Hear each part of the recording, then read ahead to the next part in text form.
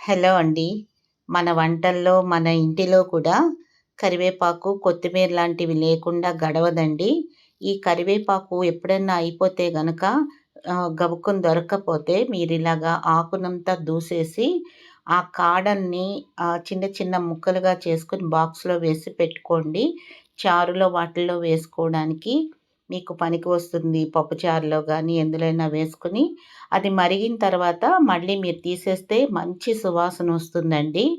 అలాగే ఈ కరివేపాకు ఎండిపోయింది పారేస్తూ ఉంటాం మనం. అయితే కారప్పొడిలో వేసుకోవచ్చు. బట్ వాసన పోతుంది. సో, ఇలా బాగా నలిపేసేసి ఈ ఆకుని మనం తలకి రాసుకునే కొబ్బరి నూనెలో వేసేసి, తర్వాత దాంతో పాటే కొద్దిగా మెంతులు కూడా కలిపి ఆహ్, వీటిని ఒక వారం పాటు ఎండలో పెట్టి చూడండి.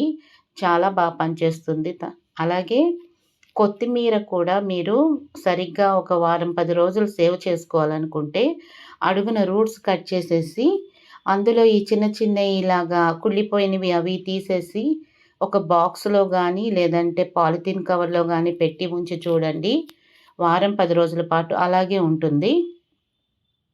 మీకు నా వీడియో నచ్చినట్లయితే లైక్ చేసి, సబ్స్క్రైబ్ చేసుకోండి.